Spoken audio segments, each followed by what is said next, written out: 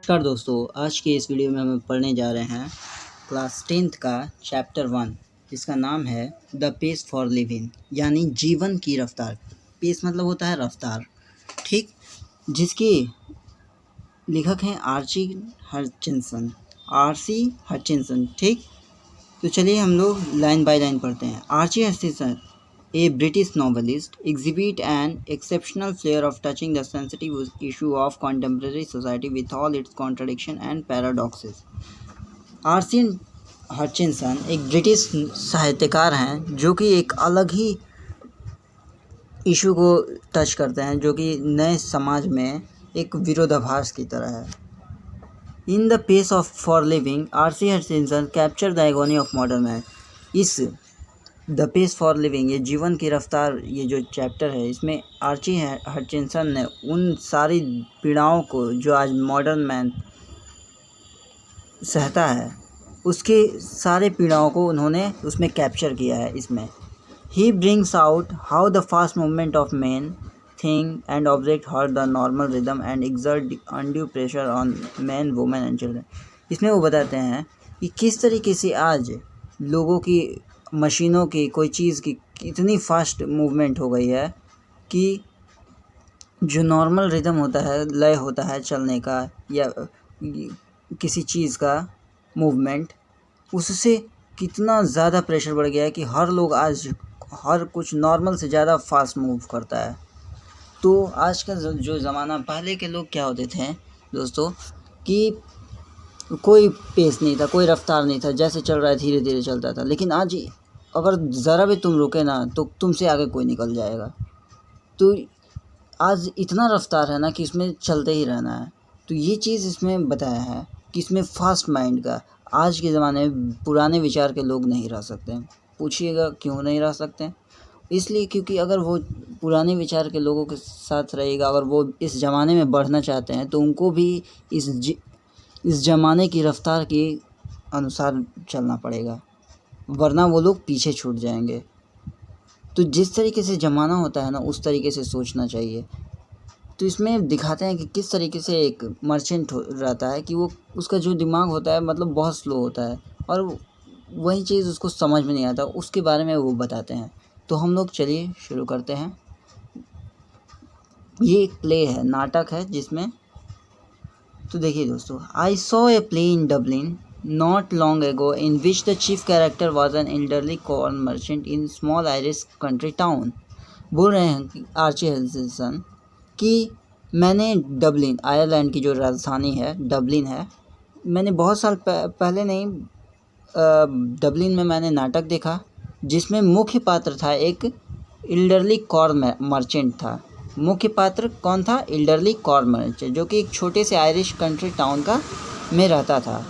He was a man of many anxiety. His heart was dicky. His nephew was cheating him।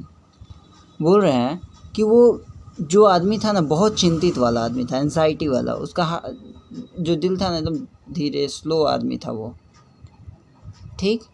और उसका जो भांजा था उसके साथ बेईमानी करता था, चीट करता था, धोखा देता था। His wife had the fantastic notion of spending 10 pounds on a holiday। और उसकी वाइफ का अलग ही काम था कि वो हर हॉलीडे को 10 पाउंड खर्च करने की आदी थी वो, और वो हर वक्त खर्च करती थी।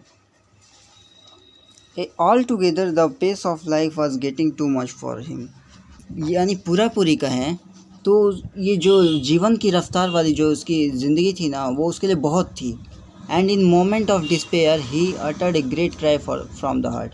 और एक क्षण के लिए वो बहुत दुखी हो गए, वो अंदर से चिल्लाया करता था, दिल से, मतलब दिल से कराहा करता था कि उसको ये चीज़ अच्छा ही नहीं लगता था कि मतलब कितना फास्ट हो गया, और वो अंदर से उसका दिल रो पड़ता था कुछ क्षण के लिए। They tell me there's an airplane now that goes 1000 mile now that too fast. और वो कहता था कि मुझसे कहा कि आज का एरोप्लेन जो है 1000 मील प्रति घंटे की रफ्तार से भागता है, जो कि बहुत फास्ट है, उसके लिए ऐसा लगता है।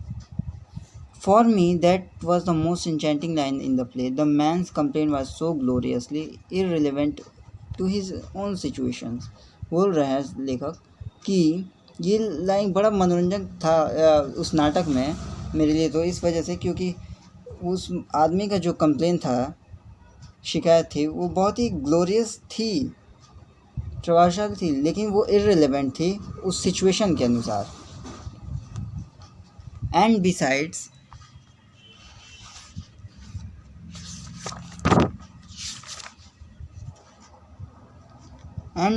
बीइंग कॉमिक, और एक तरीके से कार्टूनी भी थी। It is struck me as a perfect illustration of way the virus get the subtle truth by most unlikely approach. किसी भी अनलाइकली अप्रोच को करने के लिए एक आयरिस के लिए एक छोटा सा सच जैसा था। You so what the old full mean. तो बोलते वो तुमने देखा कि पुराने मूर्ख का मतलब उसके अनुसार था कि मतलब पुराने लोग मूर्ख हैं आज के ज़माने के लिए। Not that I have any dislike of rapid movement my self. बोल रहे हैं कि मेरे लिए तो आज की तीव्र गति भी मेरे लिए कोई डिसलाइक नहीं है। I enjoy going in car eight 90 miles an hour. और बोलते हैं कि मैं तो इन्जॉय करता हूँ कि 90 मील प्रति घंटे की रफ्तार से जो गाड़ी चलती है उसमें मैं इन्जॉय करता हूँ। मुझे कोई धीरे चलने का शौक़ नहीं है, मैं रैपिड मूवमेंट ही चाहता हूँ। So long as I am driving and so long as it is not my car. और मैं इस तरीके से ड्राइव करता हूँ जैसे कि वो मेरा कार है ही नहीं। I adore the machine that her you about at the Battersea जगह है, ठीक है। मैं प्रशंसा करता हूँ मशीनों की। टू डाइन इन लंदन, कितना फास्ट चलता है कि मैं लंदन में डिनर कर सकता हूँ, लंच कर सकता हूँ न्यूयॉर्क में, और अगले दिन सेटिस्फैक्ट्री एक्सपीरियंस होता है। I admit it excludes all real pleasure of travel, the sort of fun you get from the country bus in Somerset और Spain, but it gives you superficial sense of drama. It was a sort of excitement our ancestor had to do without, and we might just as well accept it gratefully। और देखिए बोलते हैं इस पूरी line में कि मेरे लिए तो ये जितना भी आज इतनी तेज़ चलती है कि मैं आराम से न्यूयॉर्क में लंच कर सकता हूँ, डिनर कर सकता हूँ लंदन में, और मेरे लिए सेटिस्फैक्ट्री है। लेकिन असली प्लेजर क्या है, ये एक बस में, स्पेन के बस में आराम से घूम रहे वो मज़ा है। लेकिन एक तरह से सुपरफिशियल सेंस में एक ड्रामा जैसा होता है कि ये हमारे जो पूर्वज होते थे इसके बिना तो हो नहीं, वो असली यात्रा मतलब धीरे करना चाहते थे, और हम लोग आज जो एक्सेप्ट करते हैं एक खुशी कि एक दिखावटी रूप में, जिस तरीके से कि हाँ चलो थोड़ा सा आनंद लेने के लिए। No where speed becomes something unfriendly to me where the mental activity of mind tend as they naturally do to the follow pace of machine. मेरा जो नहीं, मेरे लिए तो जो स्पीड होता है अनफ्रेंडली नहीं है मेरे लिए, क्योंकि मेंटल एक्टिविटी उसके अनुसार मेरी हो जाती है मशीन के पेस को फॉलो करते हुए नेचुरली, ठीक है। I speak with prejudice because I belong to the tribe of slow thinkers. बोलते हैं कि मैं बोलता हूँ प्रेजुडाइस मतलब एक तरफा बात करता हूँ, क्यों, बिकॉज मैं एक स्लो थिंकर यानी धीरे सोचने वाले जाति से बिलोंग करता हूँ। Those who are cursed with people who light on the most departing report about 4 hour after party is over। I am one of those who are guaranteed to get the lowest mark in any intelligence। वो बोलते हैं कि मैं वैसी जाति से belong करता हूँ जो कि स्लो थिंकर, जिसको धीरे सोचने की आदत है। मैं गारंटी के साथ कर सकता हूँ कि अगर मेरी इंटेलिजेंसी की टेस्ट हो तो उसमें मैं लोएस्ट मार्क्स लाऊंगा।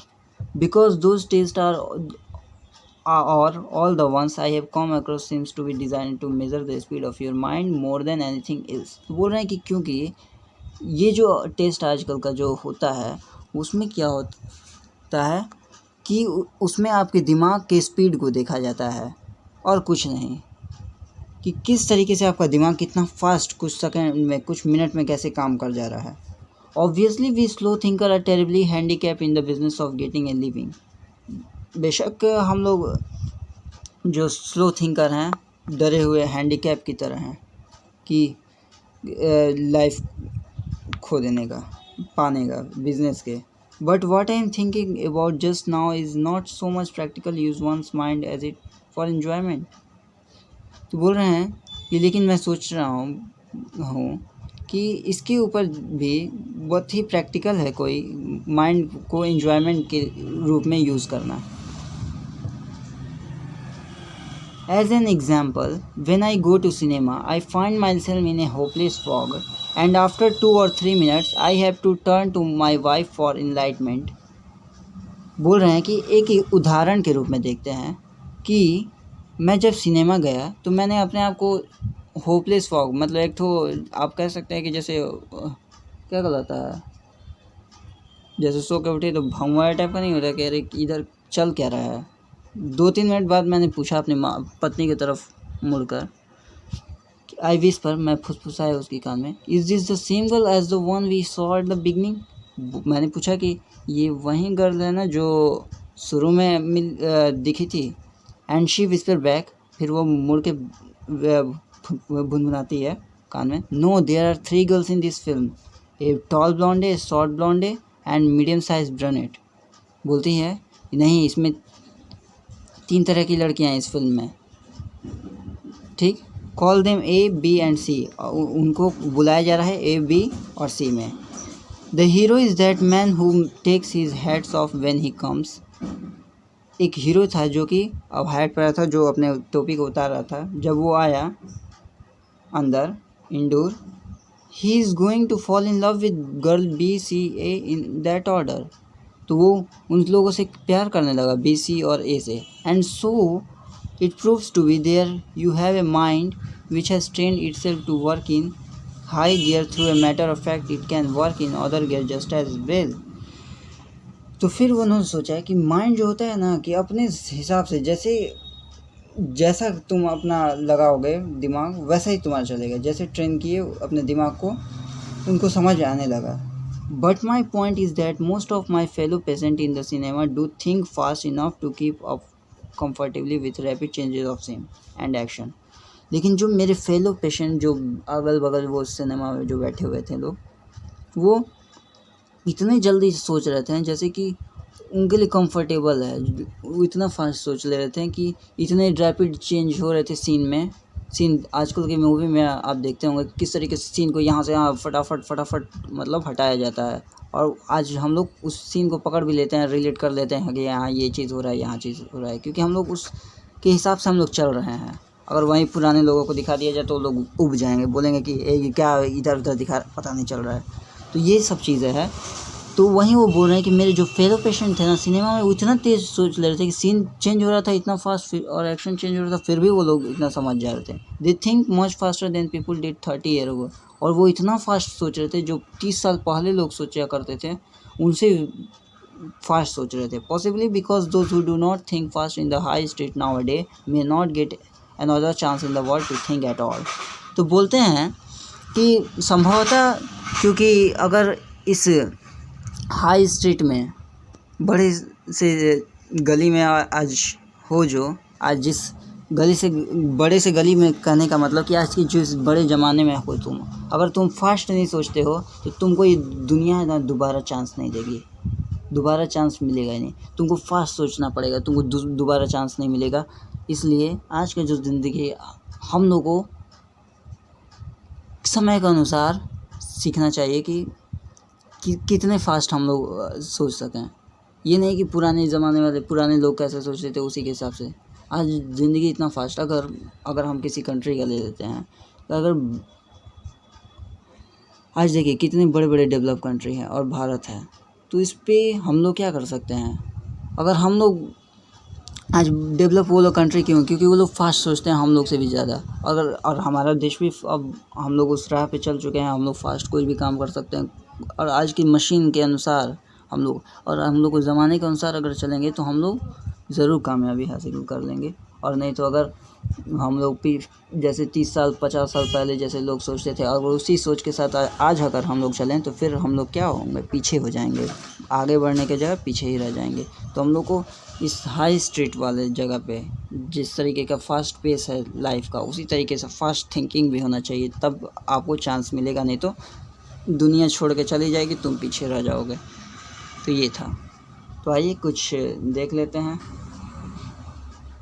डिक्की मतलब होता है वीक हार्टेड, मतलब कमज़ोर दिल का। फैंसीफुल मतलब हाईली इमेजिनेटिव, जो उच्च कल्पनाशील जो होते हैं। डिस्पेयर मतलब होपलेसनेस, जैसे निराशा कह सकते हैं। इंचेंटिंग मतलब होता है कि having the power to cast a spell, किसी चीज़ को इंचेंट कर देना, मतलब देख लेना अच्छे से। इलस्ट्रेशन मतलब होता है एग्जाम्पल। एडोर मतलब होता है पूजा या रिस्पेक्ट करना। सुपरफिशियल मतलब होता है सरफेस, ठीक है। प्रेजुडाइज मतलब प्री कंसीव्ड नोशन, जो कि एक बायस तरीके से एक तरफा विचार होता है। डिवास्टेटिंग मतलब डैमेज हो जाना। ब्लॉन्डे मतलब क्या होता है, ए वोमेन विथ कलर्ड हेयर, जिसका बाल रंगा होता है और उसकी आंखें ब्लू होती हैं यूजुअली। ब्रनेट मतलब होता है ए वोमेन विथ ब्राउन या फिर डार्क हेयर, जिसका होता है उसको ब्रनेट कहते हैं, ठीक है।